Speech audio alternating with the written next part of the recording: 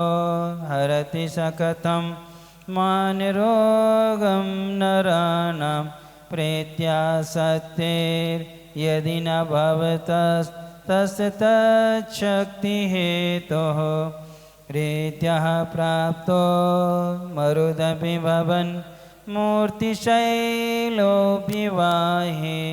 सद्यः पुंसां निर्वधिरुजा धूलिबन्धं धुनोति ध्यानाहुतो हृदयकमलं यशतो त्वं प्रविष्टस्तस्य सख्या कायैः भुवने देवलोकोपिकारः। अपन ने कल पढ़ा हुआ था कि हे भगवान, आपके ध्यान करने से और आपकी जो भक्ति है उस भक्ति में यदि हम आप आदि यानी पूर्णतः डूब जाते हैं तो सारे के सारे विकल्प क्या हो जाते हैं, दूर हो जाया करते हैं। इसलिए हे भगवान, आपकी भक्ति जो होती है वो हम सबको संसार से क्या है, पार कराने वाली होती है। इसलिए भगवान की वाणी आगम में आया है, गुरु के दर्शन करने से दरिद्रता दूर होती है, प्रभु के दर्शन करने से सुख की अनुभूति होती है, और भगवान की वाणी को सुनने से, चिंतन मनन करने से पाप से दूर होते हैं। किससे दूर होते हैं? यानी यदि हमें पाप से बचना है तो उस समय मानसिक पाप, वाचनिक पाप और कायिक पाप तीनों प्रकार के पापों से निवृत्ति होती है। तो बात जिन वाणी का क्या करने से, चिंतन करने से, जिन वाणी का क्या करने से, मनन करने से। इसलिए हे भगवान, आपके प्रसाद से पतित आत्माएं भी क्या हो जाती हैं, पावन बन जाया करती हैं। अब आगे दे रहे हैं कि हे भगवान, आपकी वाणी कैसी है। भगवान की जो वाणी होती है वो प्रमाणात्मक होती है। गणधर परमेष्टि अर्थात जिनमें 63 रिद्धियाँ होती हैं, बुद्धि आदि 18 रिद्धियाँ जिनके पास होती हैं, वही भगवान की वाणी को ग्रहण कर पाते हैं। लेकिन जितना भगवान कहते हैं उसका अनंतमा भाग गणधर क्या करते हैं, ग्रहण करते हैं। और ग्रहण करके जितना उनने ग्रहण किया है वो अपने मुख से उसका अनंतमा भाग कह पाते हैं। कौन? क्यों? भगवान का ज्ञान कैसा है? छाय ज्ञान है। गणधर जी का छौसम ज्ञान है, लेकिन प्रकृष्टि छौसम है, उसमें बुद्धि रिद्धि आदि है, कोष्ठ बुद्धि आदि, बीज बुद्धि आदि रिद्धियों के बल से वह भगवान की वाणी को ग्रहण करते हैं। और ग्रहण करके 11 अंग 14 पूर्व में विभाजित करते। कौन करते हैं? ये गणधर परमेष्टि करते हैं। इसलिए भगवान की वाणी अनेकांतात्म होती है, और जो गणधर परमेष्टि उसको नए के रूप में क्या करते हैं, लिपिबद्ध करते हैं। सम्यक ज्ञान को प्रमाण कहा जाता है। इनमें से 2 ज्ञान परोक्ष है, 2 ज्ञान एक देश प्रत्यक्ष है, और केवल ज्ञान सकल प्रत्यक्ष है। तो 5 सम्यक ज्ञान में मुख्य रूप से वर्तमान में श्रुति तीर्थ का प्रवर्तन कराने वाले यदि कोई है तो मति और श्रुति ज्ञान होते हैं। क्योंकि पंचम काल में अवधि ज्ञान अभी किसी को है नहीं। 1000 वर्ष बाद किसी महाराज को होगा, यानी 21,000 वर्ष का ये पंचम काल है। हर 1000 वर्ष में जब कल्कि राजा होता है उस समय एक मुनि महाराज को क्या होता है, अवधि ज्ञान होता है। अब वो अवधि ज्ञान है नहीं है तो अब कौन से हैं? मति ज्ञान और श्रुति ज्ञान। और श्रुति ज्ञान श्रुति की अपेक्षा जो आगम में लिपिबद्ध है, कृति में जो हमारे पास में उपलब्ध है, वही हमारे लिए क्या होता है, प्रामाणिक हुआ करता है। ऐसे प्रमाणिक ज्ञान जो है वह अभिव्यक्त होता है नए के रूप में। किसके रूप में? नए के 2 भेद होते हैं, द्रव्यार्थिक और पर्यार्थिक। द्रव्य का कथन करने वाला द्रव्यार्थिक न्याय, पर्याय का कथन करने वाला पर्यायार्थिक न्याय। अब इसके बाद में एक ही वस्तु को नए जब भी समझाता है तो वह समझाता है सप्त भंग से। किसे? 7 भंग होते हैं। भंग का अर्थ ज्ञान भी होता है, भंग का अर्थ टुकड़ा भी हुआ करता है। तो ऐसे 7 प्रकार के प्रश्न होते हैं। उन 7 प्रश्नों का समाधान भगवान की वाणी से दिया जाता है। इसलिए यहाँ पर इस श्लोक में उसी का कथन करेंगे कि जैन आगम की सबसे बड़ी यदि विशेषता है तो वह यह है कि जैन आगम में है सप्तभंगी का क्या है कथन किया गया है, और किसी भी साहित्य में इसका कथन नहीं मिलेगा। वहाँ प्रमाण और न्याय का कथन मिलते ही नहीं है। सबसे ज़्यादा जैनागम का यदि लेखन कार्य हुआ है तो 2 पर हुआ है, न्याय और प्रमाण पर। किस पर? न्याय और प्रमाण पर। यानी कि 84,000 श्लोक प्रमाण भी लिखा गया है ग्रंथ। कितने? 84 लाख क्या बन जाएं? इतने श्लोक बन जाएं। ऐसे गंध हस्ती महाभाष्य संबंध भद्र महाराज ने क्या है लिखा है? अष्टसहस्री अष्टसती। अष्टसती में 800 श्लोक हैं, अष्टसहस्री में 8,000 श्लोक हैं। जब हमने पढ़ी थी 98 में, पूज्य मुनिवर्षी सरल सागर जी महाराज ने पढ़ाई थी। हमें 2 साल लगे थे पढ़ने में और हम 4 घंटे पढ़ते थे। अष्टसहस्री के विषय में कहा जाता है कि अष्टसहस्री पढ़ना मतलब लोहे के चने चबाना है। किसके चने? लोहे के चने चबाना जैसा है। यानी कि कौन से मतावलंबी क्या मानते हैं और क्या नहीं मानते हैं, उनने वस्तु के स्वरूप को किस रूप में स्वीकार किया है और जैन दर्शन में किस रूप में स्वीकार किया है, ऐसे 363 मतों का क्या करते हैं खंडन करके तत्व को क्या करते हैं प्रस्तुत करते हैं। अभी हम सिद्धि विनिश्चय और न्याय विनिश्चय 2 ग्रंथ हैं अकलंक देव के। अकलंक देव का जो न्याय विनिश्चय है उसमें 900 श्लोक प्रमाण टीका लिखी हुई है आचार्य बादीराज महाराज ने, जिनका अपन क्या पढ़ रहे हैं, ये एक ही भाव स्तोत्र है। अभी हम उसका अनुवाद कर रहे हैं। यानी इतना कठिन ग्रंथ है फिर भी हमने पहले पढ़ा था, अब हाथ में आया तो कि चलो इसको क्या करें, सिर्फ श्लोक का अर्थ, मतलब कौन से श्लोक में कौन सी बात कह रहे हैं। तो ये सारा का सारा सबसे ज़्यादा द्वादशांग लिखा गया है तो जैन न्याय पर। किस पर? जैन न्याय पर। परीक्षामुख से प्रमेय रत्नमाला, न्याय दीपिका, फिर न्याय कुमुद चंद्र, फिर प्रमेय कमल मातंड आदि, अष्टषष्टि आदि, ये बहुत सारे शताधिक ग्रंथ हैं जो किस पे लिखे गए हैं, यानी वस्तु के तत्व को क्या करने के लिए, प्रस्तुत करने के लिए। तो 7 भंगी होती हैं, जैसे सप्तभंगी तरंगे नाम की एक पुस्तक भी है। छोटी सी पुस्तक है लेकिन उसमें हर तरह से भंग बनाए गए हैं। तो इस प्रकार से जैसे कोई ने हमसे पूछा महाराज आपको ज्ञान है, तो हम ये कहेंगे कथनचित है, कथनचित है, कथनचित नहीं है। लेकिन आप जो कहने जा रहे हो वह अभी है लेकिन स्मृति में नहीं है। तो कथनचित अस्ति यानी है, कथनचित नास्ति यानी नहीं है। स्यात् अस्ति किसी अपेक्षा से है, किसी अपेक्षा से नास्ति नहीं है, किसी अपेक्षा से है भी और नहीं भी है, फिर किसी अपेक्षा से अवक्तव्य है, यानी हम उसे कह नहीं सकते हैं। है लेकिन हम कह नहीं सकते, नहीं है कह नहीं सकते हैं।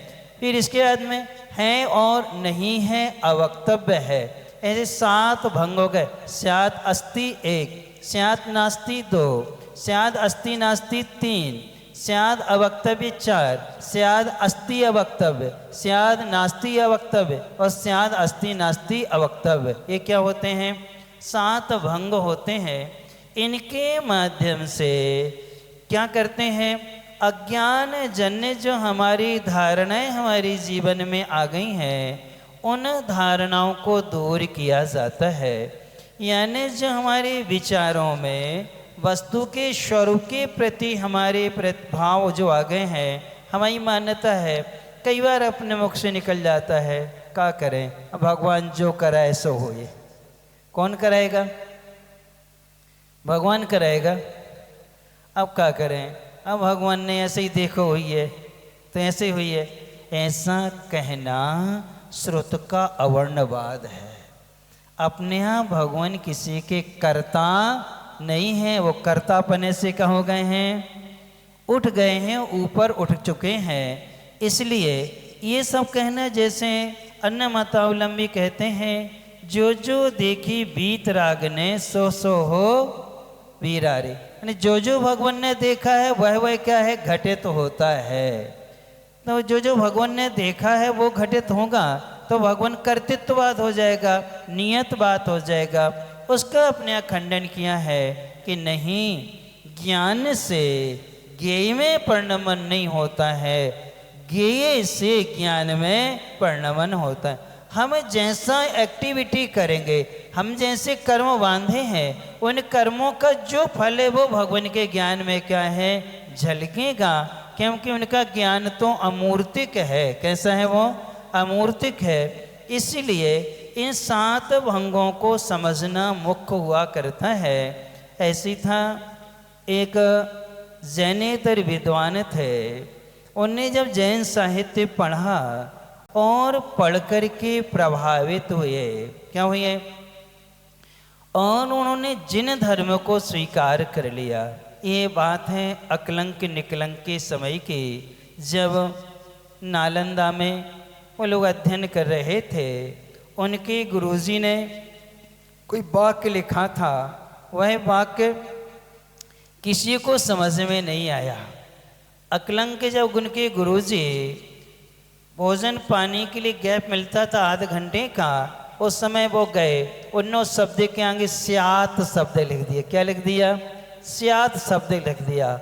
स्यात ने किसी अपेक्षा से ऐसा है और किसी अपेक्षा से ऐसा नहीं है। तो उनके गुरु ने सोचा कि इस सभा में कोई ना कोई हमारे छात्रों में जैन है। क्या है?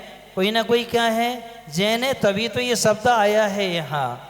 उनने परीक्षा करी थी, उनने बर्तन पट के रात के अंधेरे में, सारे बच्चे सो रहे थे, तो सब उठ करके क्या करने, बुद्धम शरणम गच्छामि, बुद्धम शरणम, और इनने क्या कहा, अरहंत शरणम पवस्यामि। उसी समय पकड़ में आ गए, और जैसे ही पकड़ा तो दोनों को कहाँ डाल दिया, कारागार में डाला। कारागार में डालने के बाद पूछा, उनने कही नहीं हम तो इसी धर्म के हैं। तो उन्होंने कहा हम परीक्षा करते हैं, आप वीतराग भवन की प्रतिमा को ना को। तो उन्होंने कहा ठीक है। तो वो तो उनको जिन धर्म को बचाना था, तो उन्होंने अपने दुपट्टा से एक धागा निकाला और किस पर डाल दिया, और दोनों आसानी से क्या हो गए, अभी वीतरागी नहीं है, रागी है, ऐसे नाक गए। फिर इसके बाद में पुनः उनको संदेह हुआ, तब फिर वो आधी रात को वहाँ से क्या थे, वो भाग गए। कौन? अकलंक और निकलंक दोनों भागे। भागते भागते देख लिया कि सैनिक पीछे पड़े हुए हैं, बचना मुश्किल है। तो भाई ने अकलंक जी को एक बार सुनने में याद होता था, निकलंक जी को 2 बार सुनने में याद होता था। तो तालाब में छिप गए। कौन? अकलंक को तालाब में छिपा दिया, और निकलंक वस्त्र धोने वाले को साथ में लेके चल पड़े। और उस समय उनको 2 को मारना था, तो दोनों को क्या कर दिया उन्होंने, और अकलंक क्या थे, बच गए। फिर अकलंक के देव ने जिन धर्म की सबसे बड़ी प्रभावना की है, आज उनकी ही देन है कि भारत में बौद्ध अनुयायी बचे नहीं है। पूरा बौद्ध धर्म चीन आदि साइड क्या है, चला गया। मंदिर तो हैं उनके कई जगह क्षेत्र हैं, लेकिन उनके अनुयायी भारत में जैनों से कम है। किनसे? अपन तो क्या है 0.04% है, और वे 0.02% है। कौन? यानी बहुत कम है। इसका मतलब ये है, तब वो विद्वान जैन बन गए तो लोगों ने उन पर कमेंट्स किया। एक बात अपने जीवन में अच्छी तरह से आप लोग उतार लो, कभी किसी पर कमेंट्स नहीं करना। क्या नहीं करना? कभी नहीं करना। चाहे अच्छे हों चाहे बुरे हों, चाहे घर में, परिवार में, समाज में, मित्र, कभी क्या नहीं करना? इससे नीच गोत्र का बंध होता है। किसका बंध होता है? नीच गोत्र का बंध होता है। ये अशुभ भावना में आता है। इसलिए उन पर कमेंट्स किया, अरे ये तो जैन बन गए, ये तो जैन बन गए, ये जैन बन गए। जब ऐसा कमेंट्स किया तो एक ने कहा भैया तुम तो बिल्कुल ही बदल गए, इन तुमने भंगियों का साथ ले लिया। किनका? इन भंगियों का क्या कर लिया? साथ ले लिया। वो भी बड़ी शालीनता से बोले, क्या करें भैया, हमारी आत्मा पे इतना कचड़ा हो गया था, इतनी गंदगी हो गई थी, एक भंगी से साफ नहीं हो रही थी, सबने 7 भंगियों का साथ ले लिया। किनका? एक भंगी से सफाई नहीं हो रही थी, इसलिए हमने कितने का लिया है? 7 भंगियों का साथ लिया है, ताकि हमारा मल क्या हो जाए, सारा कचरा क्या हो जाए, साफ हो जाए। उसी को यहाँ दे रहे हैं, मिथ्यावादम मल मपिनुदन सप्तभंगी तरंगैर बागाम्भोधिर भुवन मखिलं देव पर्येति यस्ते तस्यावृत्तिं सपदि विवधास चेत सैवाचलेन व्यातन्वन्तः शुचिरिममृता सेव्या तृप्नुवन्ति। मिथ्यावादं मलमपिनुदन् सप्तभंगी तरंगैर बागाम्भोधिर भुवनमखिलं देवपर्येति यस्ते तस्यावृत्तिं शपदि विबुधास् चैतसैवाचलेन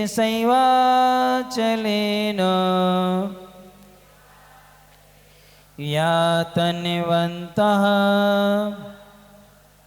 शुचिरिममृता सेव्या तृप्नुवन्ति। मिथ्यावादं मलमपिनुदन् सप्तभंगी तरंगैर बागाम्भोधिर भुवनमखिलं देवपर्येति यस्ते तस्यावृत्तिं सपदि विबुधास् चेतसैवाचलेन यातन्वन्तः शुचिरिममृता सेव्या तृप्नुवन्ति।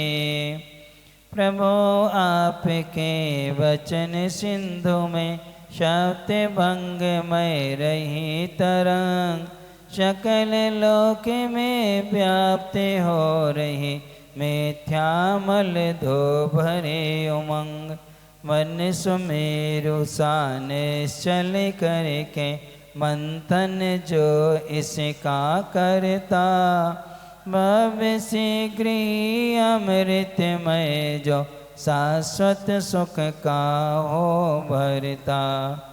अब यहाँ दे रहे हैं, देव यानी हे भगवान, हे स्वामिन, ते यानी आपका, यह यानी जो, बागाम्भोधि, वाग यानी वचन रूपी, अम्भोधि, अम्भु यानी समुद्र रूपी, आपका जो वचन रूपी समुद्र है वह कैसा है? सप्ते भंगी तरंग ही, 7 भंगी रूपी लहरों के द्वारा। किसके द्वारा? 7 भंगी रूपी लहरों के द्वारा। मिथ्यावादम मलम, मिथ्या मान्यता रूपी मलम यानी मल को अपनुदन दूर करता हुआ अखिलम भुवनम, संपूर्ण लोक में, संपूर्ण संसार में परयेति व्याप्त है। विविधा जो बुद्धिमान है या देवता गण है वे चेतसा एव अचेलनम, चेतसा मन रूपी अचलेनो यानी पर्वत के द्वारा। किसके द्वारा? अचलेन यानी पर्वत के द्वारा, मन रूपी पर्वत के द्वारा। तस्य उसे वचन रूपी समुद्र का आवृत्यम मंथन या अभ्यास व्यातनवंता करते हुए सपदि शीघ्र ही अमृत सेव्या, अमृत की प्राप्ति यानी मोक्ष की प्राप्ति से सुचिरम लंबे समय तक तृप्नुवंती संतुष्ट हो जाते हैं। हे भगवान, आपका जो वचन रूपी समुद्र है उसमें 7 भंग रूपी लहरें उठ रही हैं।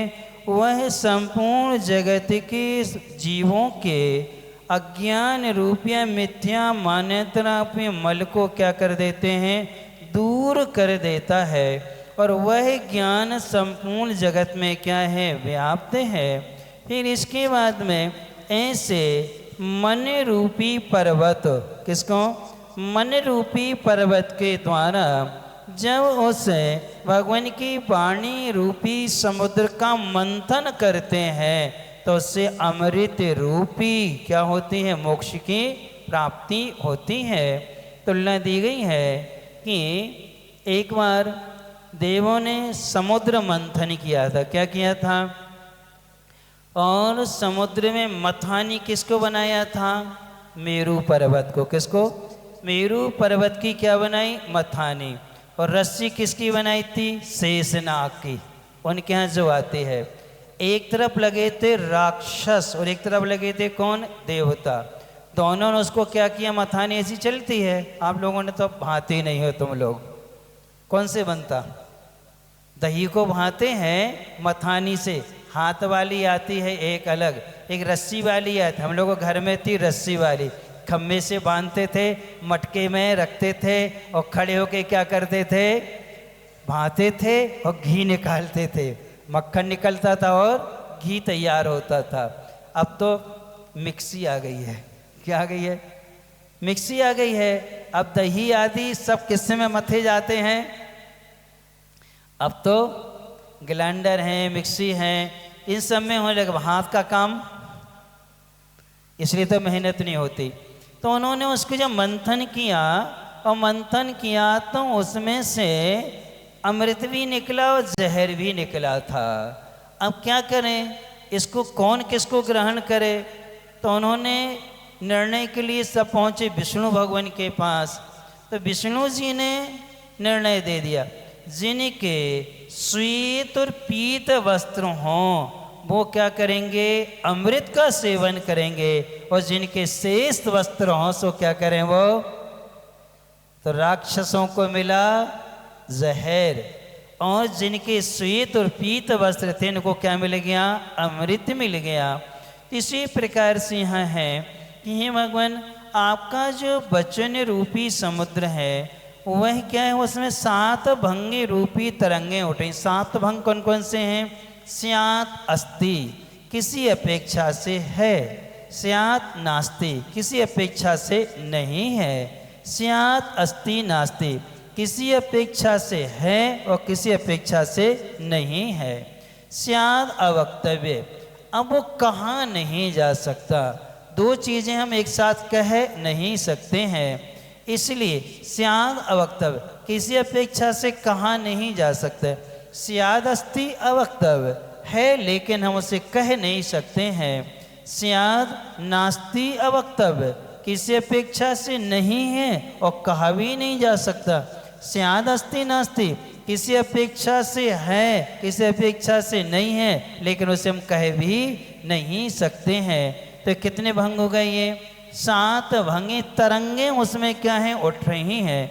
इन 7 भंग से सारा मिथ्या मल क्या हो जाता है, दूर हो जाता है। जब समुद्र में लहरें उठती हैं तो सारा कचरा कहाँ आ जाता है, किनारे पर आ जाता है। इसलिए कुंद कुंद स्वामी जी ने अपने जैन आगम को अक्की लवण समुद्र, आँख और लवण समुद्री को उपमा दी है। आँख में कोई भी चीज़ तुम डालो, 1 सेकंड के वो किनारे पे कर देती है। आप बीच में डालोगे तो कहाँ जाएगी, वो किनारे पे आती है। ऐसे ही समुद्र में कोई चीज़ कहीं भी डालो तत्काल वो कहाँ कर देता है, किनारे कर देता है। ऐसे जैनागम है, आप इसमें कुछ भी ऊपर से मिलाओगे तत्काल वो क्या कर देगा, एक तरफ कर देता है कि ये उचित नहीं है।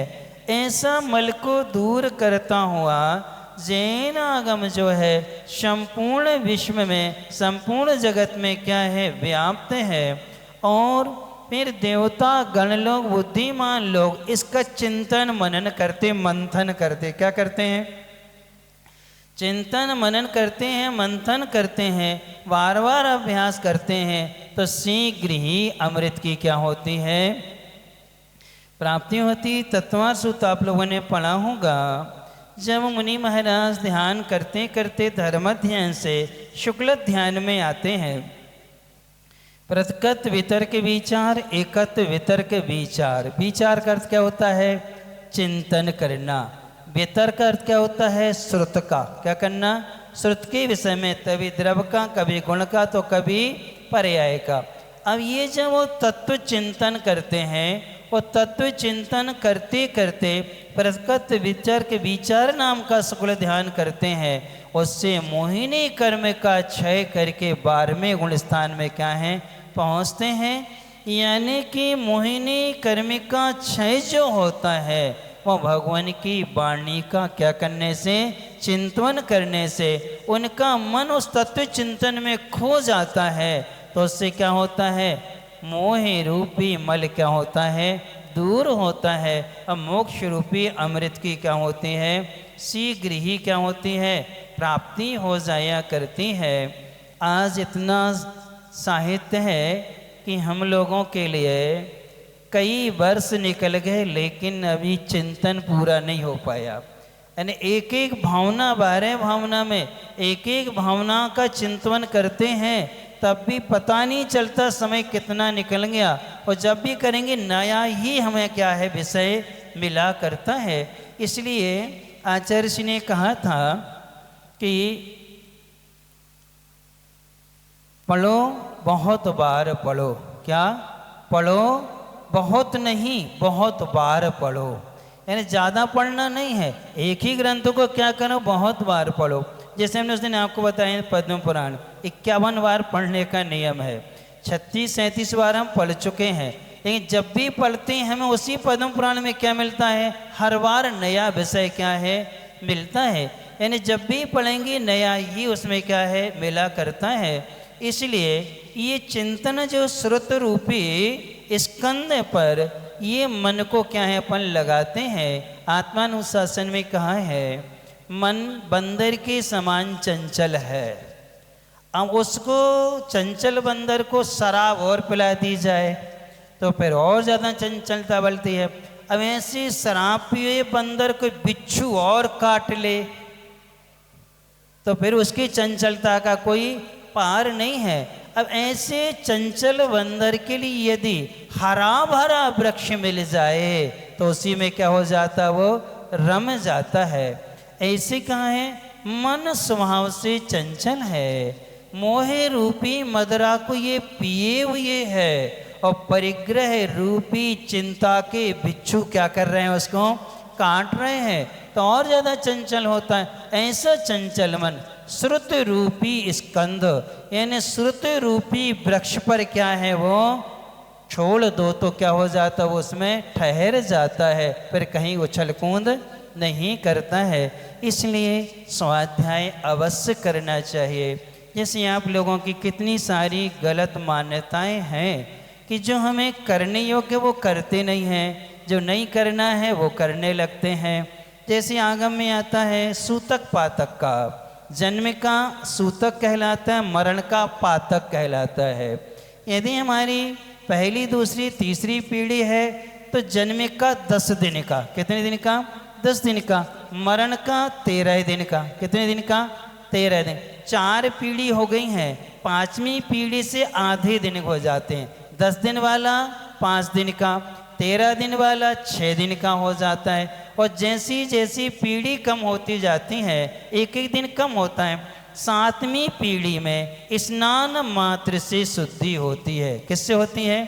स्नान मात्र कर लो, क्या होती है? शुद्धि हो जाती है। लेकिन अपन लोग तो क्या करें हैं, कोई 15 दिन, कोई 1.25 महीने तक ऐसा होता वैसा होता है। ये सब क्या है? मान्यताएं हैं। जैसे आप लोगों अनाज के विषय में है, बहुत सारी चीज़ अनाज कहलाती हैं, आप लोगों को फलाहार मान के खाते हो। तो ये सब कहाँ आ गया? अन्न संप्रदाय से आया। उनके साथ में रहते रहते हमने वैसा क्या कर लिया? अपनी धारणा बना ली। उसी धारणा से अपने क्या है? जीने लगे, अपने व्यवहार करने लगे। तो ऐसे जैसे दहरी के पैर पड़ना, ये क्या है? तखरिया बांट के पैर पड़ना। तो ऐसी मान्यताएं अपने आप के भीतर है। जब हम 92 की बात है, चतुर्मास हुआ था महाराज जी का। उस समय हम कुछ नहीं जानते थे। हम कभी आपको बताएंगे हम कैसे चतुर्मास कराया था और चतुर्मास का अर्थ क्या होता है। तो उस समय उन महाराज जी ने बहुत अच्छी बात, वो हम लोग नए नए जुड़े थे, श्रावकाचार पढ़ा था उस समय उन महाराज जी से। कहने लगे तखरिए बांट के आप लोग पैर पड़ते हो, तराजू आदि है, बांट आदि हैं। कहने लगे हाँ ये आजीविका का साधन है। क्या कहने लगे? आजीविका का साधन है। तो हमने कही महाराज जी कहते जूता की दुकान हुई है, अब जूता के क्या करेगा? फिर हमने कहा जो महतरानी होती हैं सफाई करने वाली, उसकी आजीविका वह टोकनी, झाड़ू और वो मल साफ करने वाला फावड़ा होता है। तो वो किसका पैर पड़ेगी? वो क्या करेगी? उसके पैर पड़ेगी। कहले ये अज्ञानताएं हैं। ये क्या हैं? अज्ञानताएं हैं। इनका पूज्यता से कोई संबंध नहीं हुआ करता है। फिर हमसे कहने लगे क्यों दुकान खोलते हो? हमने सुना है कि दुकान खोलने के पहले ताले के पैर पड़ते हो तुम लोग, फिर दुकान खोलते हो, फिर दुकान के पैर पड़ के अंदर घुसते हो, ये क्या है? तो हमने कहा महाराज, अब आपने तो किसान थे, तो हमने कहा महाराज जी हम पैर पड़ते हुए कहते हैं हे बेईमानी तेरा सहारा। किसका? हे बेईमानी तेरा सहारा। तो महाराज जी ने समझाया था कि धन की इच्छा होना पाप कर्म है। लोभ कसाई की उदीर्णा से परिग्रह संज्ञा उत्पन्न होती। किससे? लोभ कसाई की उदीर्णा से। तो लोभ कसाई क्या है? पाप प्रकृति है। उसकी उदीर्णा से तुम्हारे भीतर जो परिग्रह की संज्ञा हुई है तो पाप की उदय में हुई है। और हमने पाप का क्या किया है? कार्य किया है, पूर्ति की है। तो पाप के उदय में पाप का कार्य करना पापानुबंधी, पाप का बंध होता है। यानी कि परिग्रह संज्ञा उत्पन्न हुई है पाप से। बेईमानी अलग कहे बेईमानी तेरा सहारा। तो पाप के उदय में हम क्या कर रहे हैं? पाप का बंध कर रहे हैं। इसीलिए ये मान्यताओं को दूर करने में समर्थ यदि कोई है तो मात्र जैन आगम है। कौन है? जैन आगम है। सारी मूर्ताओं को आप लोग 3 प्रकार की मूर्ताएं पढ़े होंगे। कितनी? लेकिन एक ग्रंथ हमें मिला मयंक लेखा चरियो, जिसका संस्कृत में बनता है मृगांक लेखा चरित्र। उस ग्रंथ को जब हमने पढ़ा वो 15वीं शताब्दी में लिखा गया है, आज से 900 वर्ष पहले। जब उसको पढ़ा तो उसमें 21 प्रकार की मूर्ताएं दी। कितनी? 21 प्रकार की मूर्ताएं दी हैं। द्रव्य मूर्ता, भाव मूर्ता, फिर देव गुरु शास्त्र के विषय में लगा करके ऐसे 7 करके उन्होंने सबके क्या है अलग अलग भंग बनाए हैं। 21 मूर्ताएं होती हैं जिनसे हमें चारित्र्य मोहिनी के साथ साथ में दर्शन मोहिनी कर्म का क्या है बंध है। इसलिए हे भगवान, आपका जो वचन रूपी समुद्र है उसका यदि हम 7 भंगे रूपी नयों से या इन लहरों से उसका हम बार बार चिंतन मन करेंगे तो हमारे सारे पाप क्या हो जाएंगे? दूर हो जाएंगे। हमारी मिथ्या मान्यताएं क्या हो जाएंगी? दूर हो जाएंगी। ओम ह्रीं मिथ्यामलनाशक अनेकांत वाणी लाभ है श्री विश्वनाथ जिनेन्द्राय नमो नमः।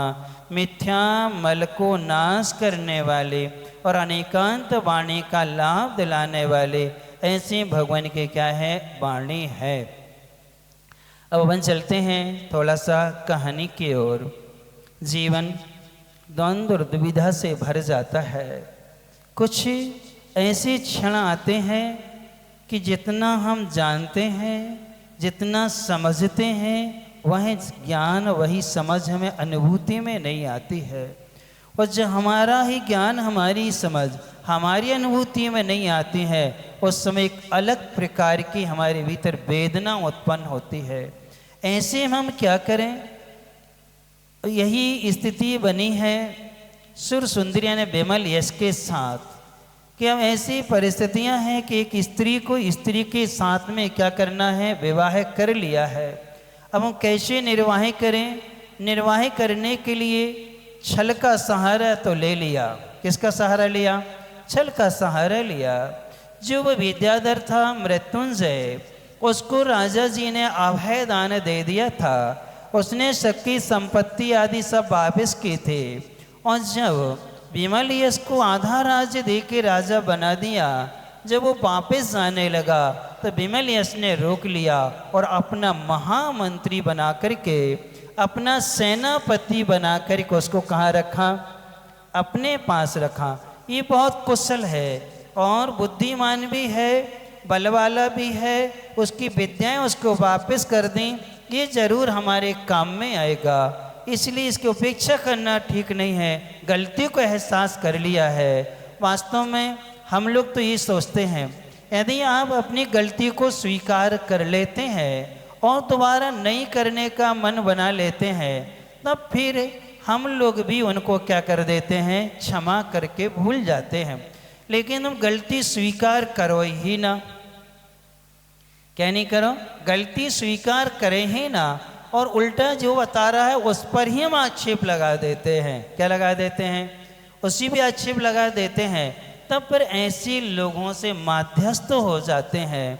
इनसे ज़्यादा निकटता भी अच्छी नहीं और ज़्यादा दूरी भी अच्छी नहीं, क्योंकि ना जाने ये कब किस समय क्या कह दें। उससे अपन को क्या है? सावधान हो जाना चाहिए। इसलिए मृत्युंजय की विद्याधर को उपेक्षा न करके क्षमादान दे करके अपना सेनापति बना लिया। विश्वसनीय रूप में अपने पास उसको रख लिया।